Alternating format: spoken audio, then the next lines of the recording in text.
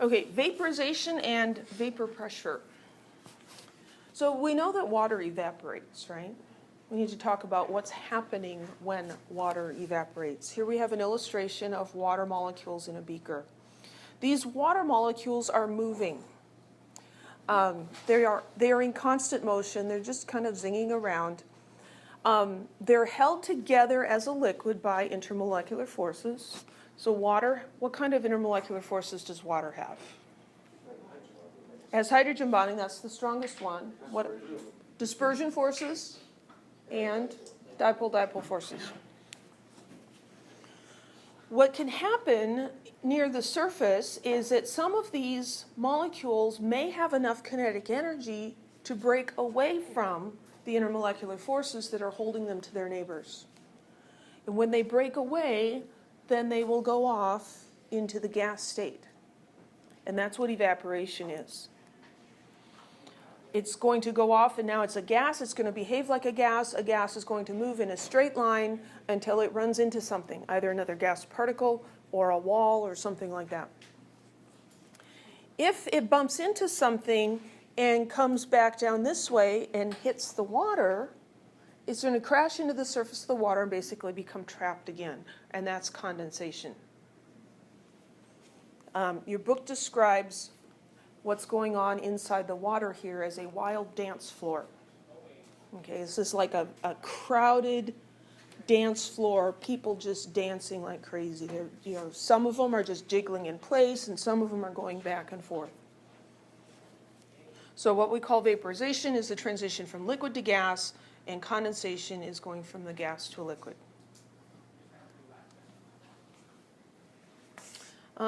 Before I get to that, we're going to talk about Red Rover. You guys ever play the game Red Rover? Red Rover, send Susie right over. I don't think they let them play this in school anymore because you could break your arm. Kids can't have any fun anymore. They don't even like them to play tag. So in case you're not familiar, Red Rover, you had two groups of kids on opposite sides of a field, and they hold hands. Okay, so you have two lines, and the one team says, Red Rover, send Susie right over. And Susie on the other team comes running across the field and tries to break through the line. Okay, so you can see the potential for injury, right? Dislocated shoulders. Dislocated shoulders, sprained wrists, all kinds, concussions, we live in a litigious society. So what determines whether Susie is successful in getting through the Red Rover line? Her courage. Her lack of fear of pain. Well, there's two basic factors. One is how strong is the grip of the people that she's going through, right? And the other one is how fast is she running? How much momentum does she have, right? So I think of evaporation as water molecules playing Red Rover. So the Red Rover line is these molecules at the surface. The Red Rover line is the surface tension. It's really the intermolecular forces that are holding these things together, keeping them all from escaping. The runner is one of these molecules in here coming up to the surface. If it has enough thermal energy, it can break through and escape. Does that make sense? So imagine a group of kindergartners playing Red Rover, and then imagine perhaps the O-line of the Fresno City College football team playing Red Rover. Which line is harder to get through? The kindergartners or the football players? The football players. It depends who's trying to get through. Well, it does depend on who's trying to get through. But if you're talking about the same person trying to get through both lines, it's much easier to get through the kindergartners because their grip isn't as strong. If the intermolecular forces are weak, then it takes less kinetic energy to be able to get through. It's easier for that liquid to evaporate. Does that make sense? Well, we talk about average kinetic energy Among those molecules, they do not all have the same amount of kinetic energy. Some of them are very high energy, some of them are very low energy. It's the higher energy ones that are going to be able to break free, the ones that are running faster. The ones that are just kind of trotting up to the line, they're going to get bounced back and they're going to stay in the liquid. So what this graph is showing us here is that this is the amount of energy needed to break free. And so the blue one here is a distribution of the energy at a lower temperature. So we have, most of them are down here with this lower energies, but there are a few in there, even at low temperatures, that have high kinetic energy. Water evaporates even at very low temperatures. And so these guys can get out. If we heat the water up, then the average kinetic energy increases, but the number of molecules that have more than this minimum amount of kinetic energy needed to escape also increases, and we will have more molecules evaporating. Does that make sense? So what happens is that at high temperatures, vaporization occurs more quickly because more particles have enough kinetic energy to escape. So it depends on temperature and it depends on intermolecular forces.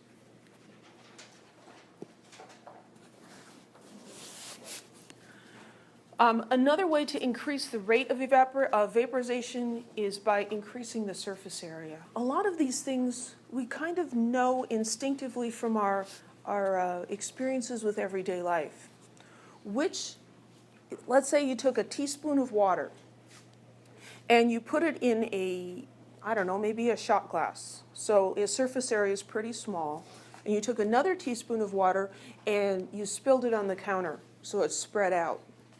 Which of those is going to evaporate faster? The one that's spread out. We know that from personal experience, right? Why does it do that? Well, it has a larger surface area.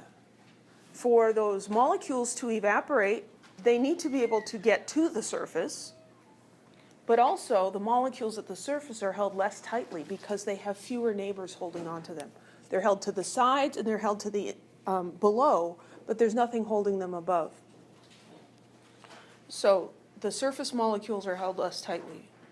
So if you have a higher surface area, the water will evaporate more quickly. And then I think I mentioned this earlier, liquids that have stronger intermolecular forces evaporate more slowly because it's the football players, right? You have to have a lot of energy to get through the football line because those guys have really strong grips. They've been lifting weights, right? And in order to have that higher energy, well, if we look at this graph, increasing the strength of the intermolecular forces is like moving this line up here. Now you have a smaller percentage of those molecules that have enough energy. Any questions? We have two terms, volatile and non-volatile. Volatile means a liquid that vaporizes easily, and non-volatile means one that does not vaporize easily. If you've ever gotten an immunization, they take a little alcohol wipe on your skin, and it evaporates very quickly, doesn't it? Alcohol is volatile. It evaporates much more quickly than water does. Oil is very non-volatile. You smear some vegetable oil on your arm, you can wait all day long. It's just not going to evaporate. Yeah, oils don't evaporate much at all. No, I mean because it's vola, like in Latin, volant means to fly. Oh. So maybe that's where that word comes from. Yeah. Vola, to fly. Yeah, because here the particles are flying away, right? Is that related all to like a liquid's combustibility? Does it relate to a liquid's combustibility? Somewhat. Some liquids, you can have a volatile liquid that's combustible and a non-volatile liquid that's combustible. So, like oils will burn, but they're generally not explosive, right? Something like gasoline is explosive largely because it is volatile. And so a lot of it gets into the gas phase, and so when a spark hits there, it's already mixed with oxygen in the air, and so it will combust more readily than something. Have volatile liquids that aren't combustible. You can have volatile liquids that are not combustible. Yep, that's correct. And these are just, relative terms. We're not going to worry about, well, where's the line between volatile and non-volatile? Or you can have nitrogen, which already has oxygen in it. Yeah, there are some compounds that don't actually need oxygen to burn. Those, you get a fire going with that stuff, it's really hard to put out because how do you put it out? We put out fires by spraying water on something, right? Or covering it, you put a wet blanket over it or something. That's to prevent oxygen getting in. There are some things that can burn without oxygen, and so then you just have to wait for them to burn out. So let's talk about the energetics of vaporization. So let's think back to that beaker of water, and we're going to imagine that it's thermally insulated, so it cannot absorb extra energy from outside. Just whatever energy it had is all that it has. So now water molecules are evaporating. Which are the ones that are getting into the gas state? The high energy ones or the low energy ones? The high energy ones. So as the higher energy water molecules leave, what happens to the average energy of the water that's left? It goes down, right? So the temperature of the water cools down as the water evaporates. Vaporization is an endothermic process. It's starting to get warm now. It's supposed to be like 90 or something today. So you go out in the sun and you start to sweat, and then a breeze comes up and it feels cool, right? Because the water in your sweat is evaporating off your skin. The higher energy particles are the ones that leave. They leave behind the lower energy ones. So vaporization is endothermic. When you want to boil water, to make it go from a liquid to a gas without just waiting, you put energy into it, right? So you put energy in to make something go from a liquid to a gas. So it's condensation and exothermic. Condensation is exothermic. Mm-hmm. Now, if you've ever, accidentally put your hand too close to a boiling pot of water, you know that that's quite painful, right? What's happening there? When you put your hand over a pot of boiling water, the water molecules that are in the gas state have high energy. When they hit the cooler temperature of your hand, they condense. Condensation is the opposite of vaporization. Condensation releases energy. The energy from the gas molecules gets released into your hand. It's a great deal of energy, and steam burns can be really nasty. Really, really nasty. This vaporization condensation thing is also what moderates temperatures. Okay, temperatures are more moderate. They don't change as much in areas where there's more water, either by large bodies of water or humidity in the air. I just pulled these up this morning. These are average daily temperatures in the month of July, and this data was collected from 1971 to 2000. Here's Fresno, here's San Francisco. So the average high temperature in Fresno, 96.6 Fahrenheit. Average high temperature in July in San Francisco, 68. Right? So, we kind of know that. Duh, it's not as hot in San Francisco. But look at the lows, and more importantly, look at the difference. In Fresno, average temperature change in July, 30 degrees. And we know that, right? You get up in the morning, if you get up early enough, it's cold, gets blazing hot in the afternoon, and later that night it's cold again. It's 66 degrees at night, but it was almost 100 during the day. I grew up in an area that was humid, and this is just like crazy to me. In San Francisco, the temperature hardly changes at all. Less than 14-degree change from hottest part of the day to coldest part of the night.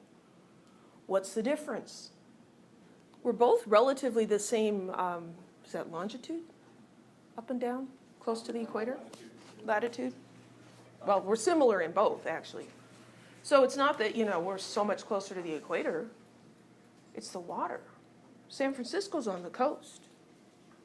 And San Francisco, the city, which is where these temperatures are from, is actually on a peninsula. It's got the ocean on one side and the bay around the other side. What happens, the sun comes up and it starts to warm things up. The light energy hits the earth and it absorbs energy. So as it hits the water, it begins to heat up the water. But we have this huge body of water there. And so it absorbs the energy, but it only heats up a little bit. Then at night, here in the valley, the air heats up a great deal because there's very little moisture in the air. As soon as the sun's rays are gone, you can almost feel the temperature drop as soon as the sun goes below those trees, right? It's like, oh, the temperature just starts to fall because there's no moisture to release that energy back. The Bay Area, basically that ocean acts as climate, it is climate control. During the day it absorbs heat and at night it releases heat, and so it moderates the temperature. Now, there's always like a week or two in the summer where it doesn't cool off at night, right? A couple years ago, our air conditioner broke and we had no air conditioning all summer long. So we were very, very aware of how hot it was. Those 2 weeks, when it doesn't cool down at night, it's more humid. Well, we always get this little season where the humidity is unusually high for this area. It's got nothing on, say, Iowa, where I grew up. The day we got married in Iowa, it was 95 degrees and 95% humidity. It was like a sauna outside. So you just don't go outside very much. But here, we feel like it's really humid at 50%, right? But those are the times when the temperature just doesn't drop at night because the moisture in the air, as it condenses on the grass to make dew, it releases energy. This is also the principle behind protecting the orange crop during freezes in the winter. So they predict that the temperature is going to be too low for the oranges, and so all the farmers go out and they flood their fields. I'm actually getting ahead of myself because we're going to talk about that. Teaser for later. Okay, so vaporization is endothermic. It requires heat. So that's called the heat or enthalpy of vaporization, delta H of vaporization. It's the amount of heat required to vaporize 1 mole of liquid at its normal boiling point. So this is going from liquid water to water in the gas state. For water, it's 40.7 kilojoules per mole. This is always going to be a positive number. It will depend a little bit on temperature, but like here we have the heat of vaporization at the boiling point, and here we have the heat of vaporization at 25 degrees. So it does change a little bit at different temperatures, but that's not usually terribly significant. And these are not numbers that you need to memorize. We will be doing calculations with them, but the tables will be given to you so we can look them up. Let's compare water with diethyl ether. Diethyl ether is a polar molecule, but it doesn't have hydrogen bonding. Water is polar and has hydrogen bonding. And look at the difference in the heats of vaporization. It takes a lot more energy to vaporize water than it does diethyl ether. The heat of vaporization is going to depend on the strength of the intermolecular forces. Is that what they use it to start the engines in the morning when you can start? Diethyl ether? It's a spray that It could be diethyl ether or something similar. Oh, I know it's not that. Oh, you know, it's got that in it. Yeah. They also used to use that as an anesthetic. The problem was it's really explosive, so kind of dangerous. You don't like explosions in the operating room. Yeah. It'll start the car. Yeah, it'll start a car. In the morning. Yep. Like a diesel, they use them on diesel. Yeah, because diesels don't ignite very well if it's too cold. Yeah. So you vaporize the water, you have to put 40.7 kilojoules per mole in. Well, energy is conserved. When that water condenses, it releases 40.7 kilojoules per mole of water. So the heat of vaporization and the heat of condensation are the same value, the same magnitude, it's just the sign is different. And that's can be used as a conversion factor. So we can calculate how much heat is released when, 5 grams of water evaporates or something like that. Or how about 2.58 kilograms of water? Calculate the amount of heat in kilojoules required to vaporize 2.58 kilograms of water at its boiling point. So we're going to need the heat of vaporization. So at the boiling point, it's 40.7 kilojoules per mole.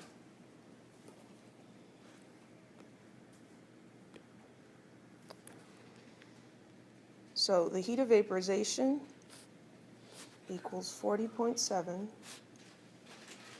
kilojoules per mole. This ends up being a unit conversion problem. So this is our conversion factor. This relates kilojoules to moles. We want kilojoules, we're given kilograms. So we should make a path. We want to end up with kilograms. We want to end up with kilojoules, starting with kilograms. The heat of vaporization relates the energy kilojoules to moles. So if we knew how many moles of water we had, that would be easy. How can we get from kilograms to moles? Kilograms to grams, grams to moles. Kilograms to grams and grams to moles. So this conversion right here is the molar mass. This is the heat of vaporization. And this one is just a regular metric conversion.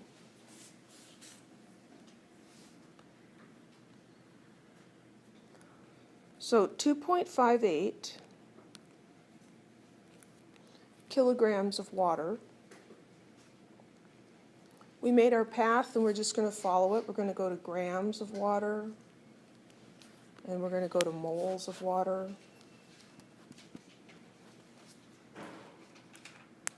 And then we're going to go to kilojoules of energy.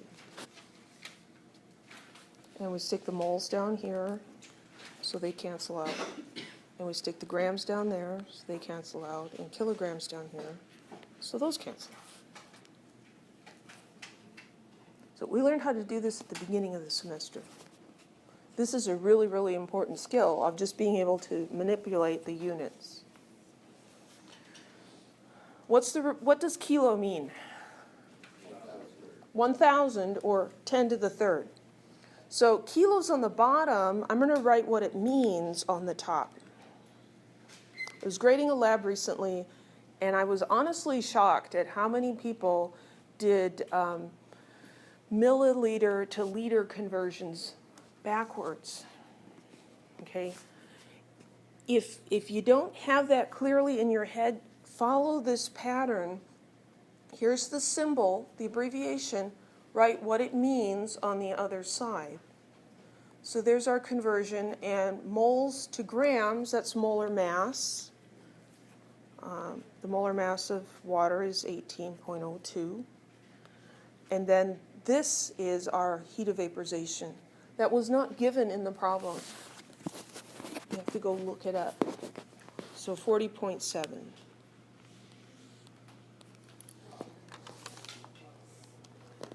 So we've got 2.58 times 1 times 10 to the third divided by 18.02 times 40.7. My calculator is giving me a whole bunch of digits here, 5827.19. The unit is kilojoules. How many significant figures?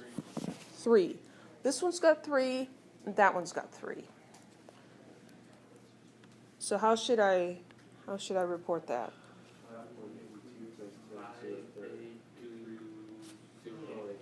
About 5.83 times 10 to the third kilojoules. I'm keeping the 2, but the next digit's a 7 I have to round up. That's the best way. You could put 5830 kilojoules as well. That would be acceptable.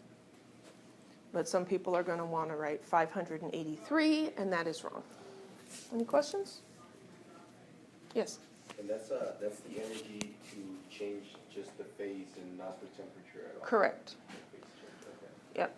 So that's the energy to change the water from a liquid to a gas without changing the temperature, still at 100 degrees.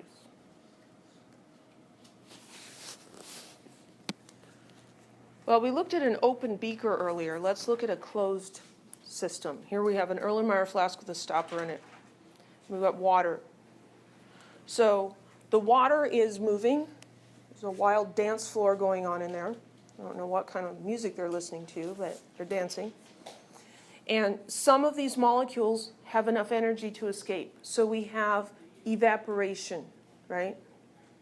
When these evaporate, then they start bouncing around. Initially, there are no water molecules up here to condense. So we only have evaporation. As we start to get water molecules in the gas state bouncing around up here, they're going to zing around and then collide and condense. So we're going to have evaporation and condensation. As this goes on, the rates of evaporation and the rate and condensation are going to become equal. So we have molecules evaporating and molecules condensing, and that results in a constant number or amount of water in the gas state. Constant number of molecules. Those are going to exert a pressure, right? So initially this flask had, we'll say it had dry air in it. Now the air is still there, but there's water vapor as well. The pressure of a gas depends on the number of particles. That pressure is the vapor pressure of water.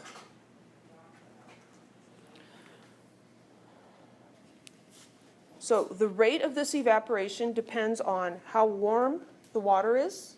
The warmer the water, the higher the rate of evaporation. It also depends on the surface area of the water. We've got evaporation. The condensation is going to depend on the surface area, which isn't changing, and also the amount of gas that is present. The more gas molecules you have here, the more condensation you're going to have. But at some point, they're going to get to a place where they're equal, and that's called a dynamic equilibrium. We have molecules escaping, and we have molecules getting trapped. We have evaporation and condensation happening at the same rate, and so the amount of gas is constant.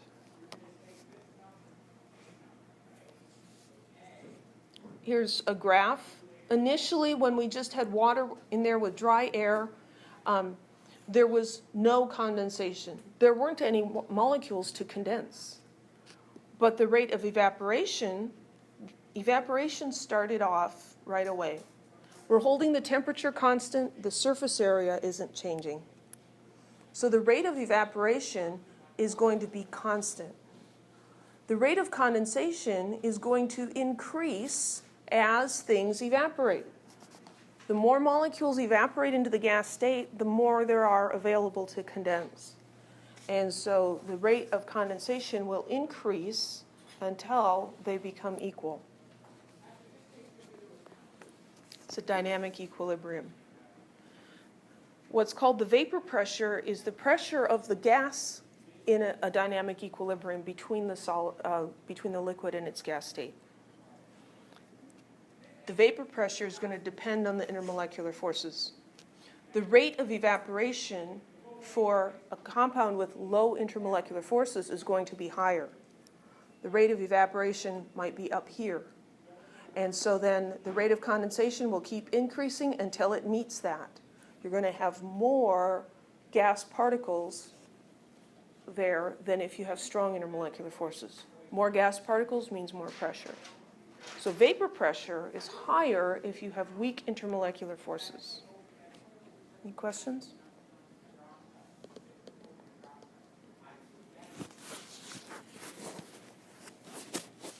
So here we have a system at equilibrium. We have a liquid here, and it's evaporating. And so we have some of these molecules in the gas state, and they're condensing. It's a little bit like a busy airport. So if you look at maybe 10 o'clock in the morning and 2 o'clock in the afternoon, count the number of people in the airport. Probably be roughly the same number of people. Is it all the same people, though? No, because people have left, flights have departed, and flights have arrived. So you have arrivals and departures, but they balance each other out. So even though these are different molecules all the time, we have basically the same number of molecules. Well, if we expand this container and make this volume for the gas greater, what does that do to the concentration of the gas particles? Same number of gas particles in a larger volume. The concentration is lower. The rate of condensation depends on the concentration of the gas. If they have a lot more space, you can imagine they can bounce around more before they hit the surface. Yes? What more of them evaporate? Yes. They spill it? Yep. So when the rate of condensation is decreased and the rate of evaporation just continues chugging away, it will fill this up again to the same concentration. So that vapor pressure, if you increase the volume of the container, the vapor pressure will initially drop, but then it'll come back and be at the same level. No matter what container, what shape or size of container, it'll have the same vapor pressure. If you then take that plunger and squish it down and compress that gas, you've increased the concentration of the gas, and so you cause the rate of condensation to increase. The rate of evaporation just keeps going on the same, and so more gas molecules will move into the liquid state, but you're going to end up with the same concentration of gas particles, the same vapor pressure. So what we refer to as Le Chatelier's principle is that when you have a dynamic equilibrium and you mess with it, it will adjust to compensate. It's like a person like me who doesn't like change being imposed upon them. I only like change if it's my idea. You know, people change my computer. I don't like it, right? So I kind of fight back. A dynamic equilibrium will fight back. So we increase the volume here, decreasing this concentration. It says, I don't like that. I'm going to decrease my rate of condensation until this becomes the same concentration again. You squish it down, it's like, well, I'm going to condense more, and I'm going to keep that the same. So dynamic equilibrium.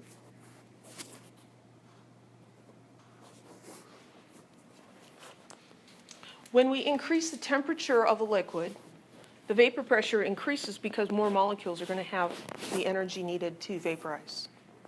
So now the red Rover people running at the line are running faster, so more of them can get out. So you have a higher vapor pressure at higher temperatures.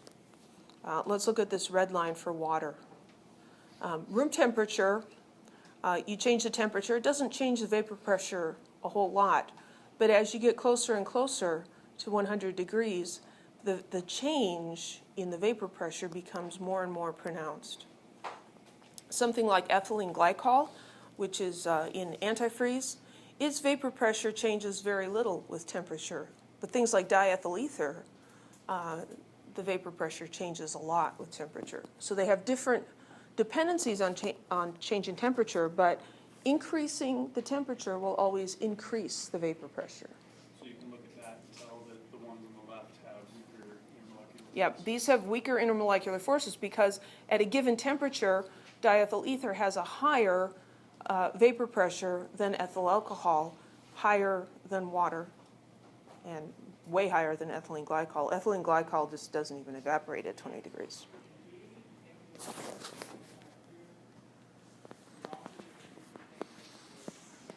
The boiling point of a liquid is the temperature at which that liquid's vapor pressure is equal to the external atmospheric pressure. So if we look back at this, where does the vapor pressure hit 760? For water, it hits 760 degrees at 760 millimeters of mercury or torr at 100 degrees Celsius. That's the normal boiling point of water. Ethyl alcohol boils at 78.3 degrees Celsius, diethyl ether at 34.6 degrees Celsius. What's happening there, you heat the temperature up, you heat the water up, you increase the number of particles that are able to escape. When you get to a certain point where the external pressure is equal to the vapor pressure, now even the interior molecules have enough energy to escape into the gas state. And they make gas bubbles inside the liquid. We no longer have evaporation just from the surface, but we're actually forming pockets of gas within the liquid. And that's the bubbling that we see when a liquid boils. So what we refer to as the normal boiling point is the temperature at which the vapor pressure is equal to 1 atmosphere. Any questions? Yes? Will the temperature of the liquid go higher than 100? Will the temperature of water go higher than 100 degrees? While it's boiling? While it's boiling. That's a very good question. At 1 atmosphere, no, it won't. No. It'll just stay at 100? It'll stay at 100. So if you mix water and ethyl alcohol and a whole bunch of other stuff, the temperature will go to that temperature until that liquid is gone completely? If you have a mixture of liquids, it will affect the overall boiling point. But those different, the different boiling points enable you to separate those liquids through a process called distillation.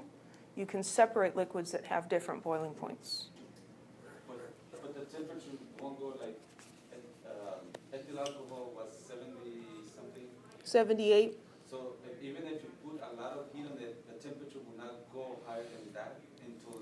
If you have pure ethyl alcohol, you cannot get it hotter than 78.3 degrees Celsius, as long as there's liquid there. And that's what this slide is talking about.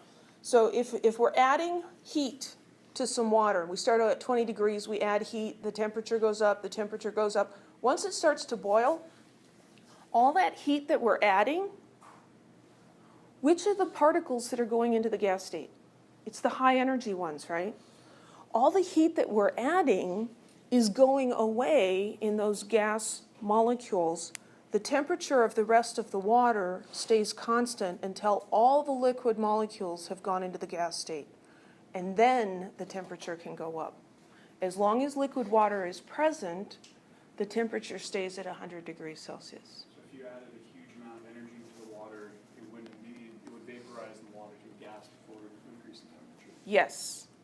No matter how hot of a flame you put under it, the temperature of the water will not go above 100 until it's all done evaporating. Now, if you're putting more heat in, it will evaporate faster, right? But it won't get hotter. Yeah. And so, when you're cooking, like, you're trying to cook spaghetti, you get that pot of water boiling, okay, it's at 100 degrees Celsius. If you wait 10 minutes and let it boil some more, it's still at 100 degrees Celsius. Boiling it longer is not going to change the temperature. Interesting, because that's like the ice. If you have ice in a cup, the temperature won't rise until that ice is gone. Exactly. Exactly. It doesn't act like that, though. If you've ever used, like, instant coffee or tea, if you let it boil longer, it seems like it isn't... Well, other things can happen, but the temperature stays the same.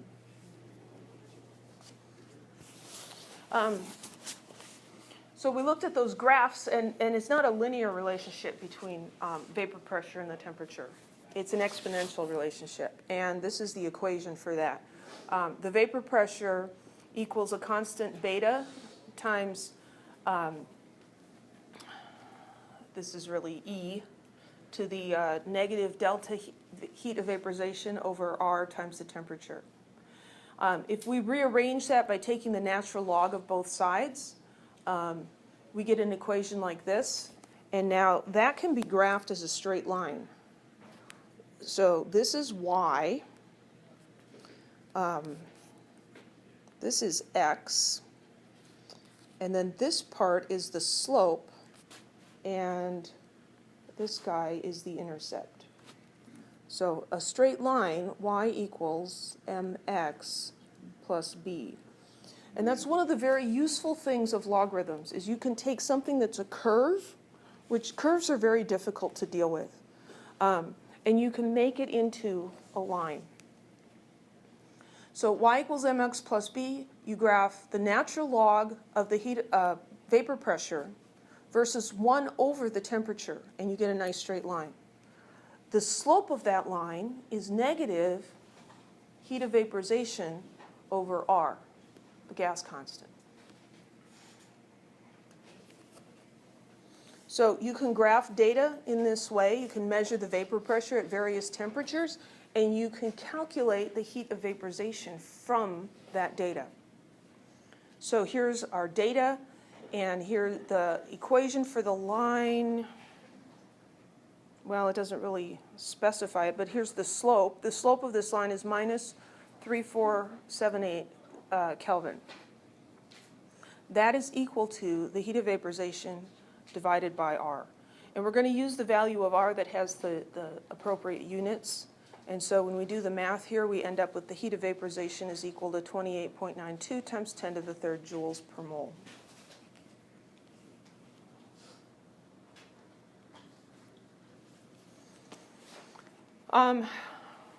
So we could use the Clausius-Clapeyron equation to determine the heat of vaporization for carbon tetrachloride using this data. This is not something that I would expect you to be able to do just with your calculator on an exam or something. It could show up in a homework equation or something. What we want to do is we want to graph the natural log of the vapor pressure versus 1 over the temperature.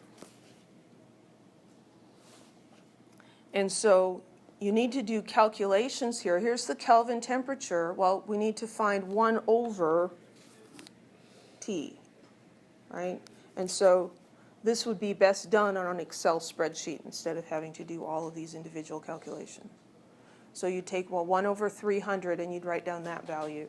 And the vapor pressure, you're going to take the natural log of the vapor pressure, and that's going to be your y, and this is going to be your x. And then the calculator or your computer tells you what the equation for the line is, and the slope of that line is negative heat of vaporization over R. And so that's how you would calculate the heat of vaporization. I don't think there's any point in actually doing this whole thing in class. Any questions?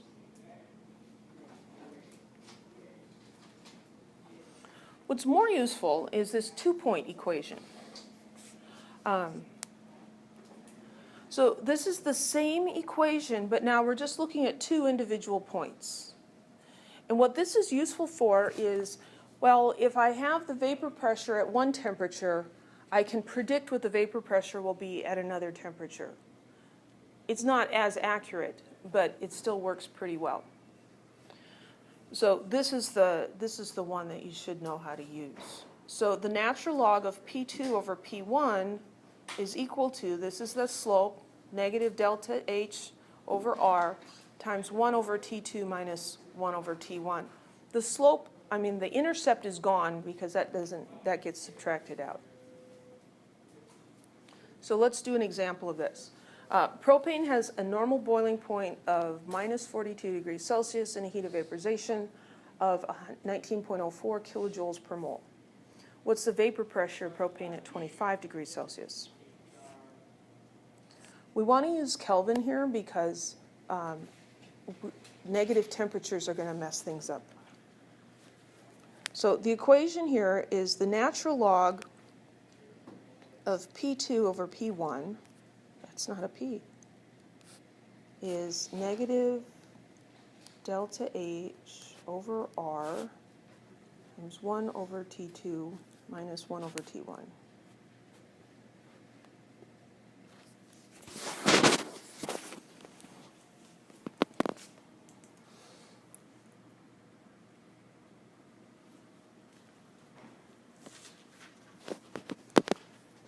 This is the normal boiling point, minus 42 degrees. So what's the vapor pressure at the normal boiling point? 1 atmosphere. That's kind of hiding in there. It doesn't come out and say at 1 atmosphere, or the pressure is 1 atmosphere when the temperature is this. Normal boiling point means it boils at 1 atmosphere, so that has to be the vapor pressure at that temperature. Now, we could call that temperature 2 or temperature 1. Pressure 2 or pressure 1, I like to choose the thing that's going to make it the easiest.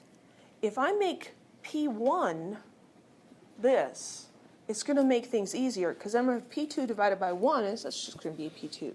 So I'm going to call this P2. And then T2 is that minus 42.0 degrees Celsius, but I want to use Kelvin. So 273.15 plus negative 42. So that's 315.15 Kelvin. And then I'm going to say that this is equal to T1.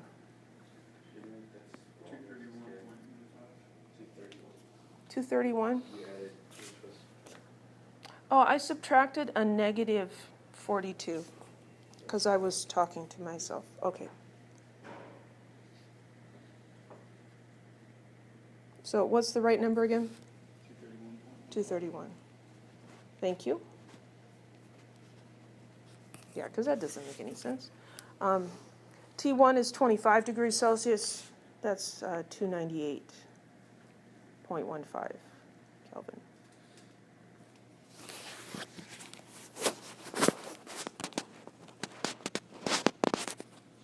So the natural log of P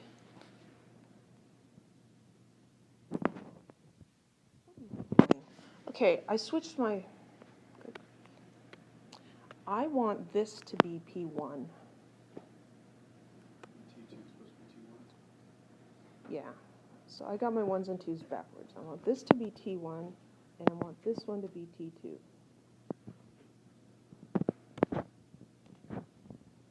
Because I want to solve for this guy, just because it's easier. You could do it the other way. It'll totally work out fine. But this way I'm going to be dividing by 1 atmosphere.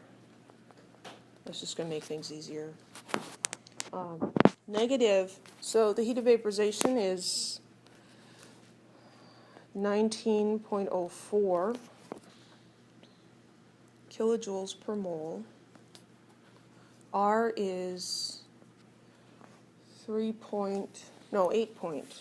I can't remember. 8.314. I knew there's a 314 in there. 8.314 joules per mole Kelvin. What is the R again, or what is that? R is the gas constant.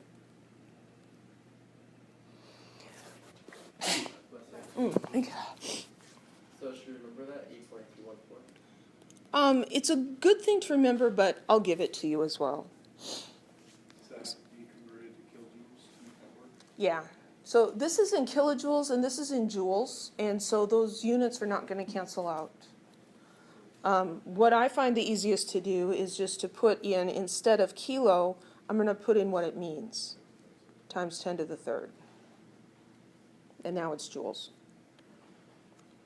And then over here, I've got 1 over T2 is 298.15 Kelvin. And T1 is 231.15 Kelvin. And I'm going to check my units. I've got joules and joules, so those are going to cancel out. I've got moles and moles. And the Kelvin's a little confusing because this is a compound unit in the denominator, and so this is the denominator of the denominator, which makes it the numerator. The Kelvins cancel out too.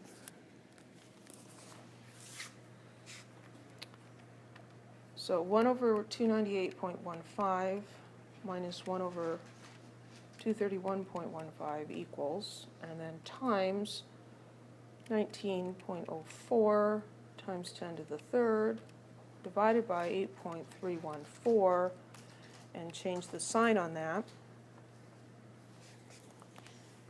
So I end up with the natural log of P2 is equal to 2.2263.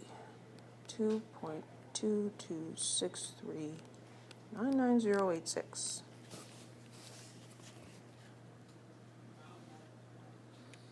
So to find out what P is, I'm going to do the anti-natural log, which is e to the x. So e to the, sorry, I think about this with my calculator.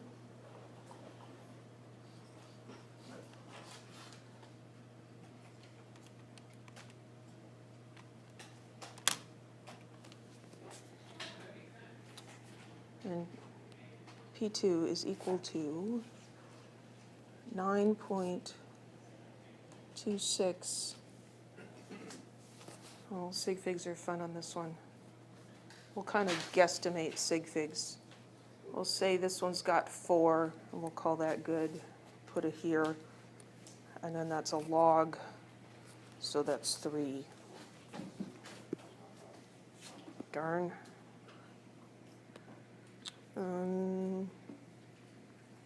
We'll call that 9.27 atmospheres.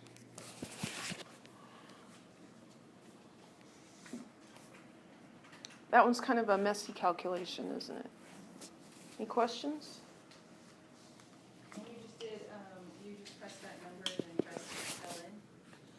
Yeah, to undo, I'm not going to press ln. To undo ln, I need to use e to the x. So basically, I'm doing e to the natural log of p is equal to e raised to this power. E to the natural log of P2 equals P2. E to the x is the opposite function of natural log. Just like 10 to the x is the opposite of the base 10 logarithm. Any questions?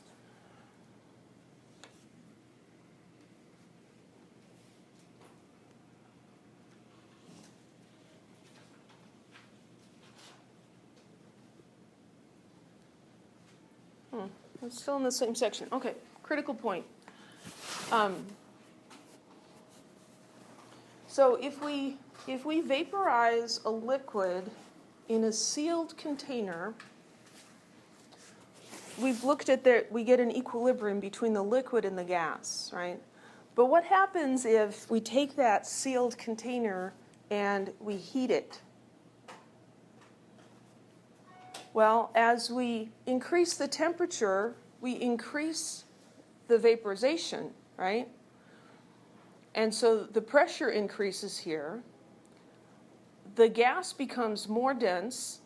The liquid becomes less dense. And at a particular point, they actually merge into one state that is neither gas nor liquid. It's called a supercritical fluid.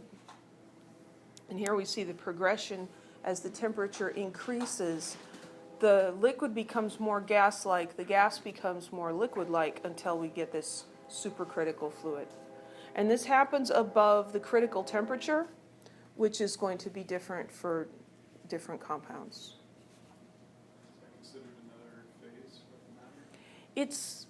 I don't think it's really considered another state of matter. There is another one called plasma that we don't talk about in here, but I don't think a supercritical fluid, I'm not sure, but I don't think it's a fifth state of matter. So the critical temperature is a temperature above which, or at which the supercritical fluid forms. You can't have the liquid alone. It can't exist above that critical pressure.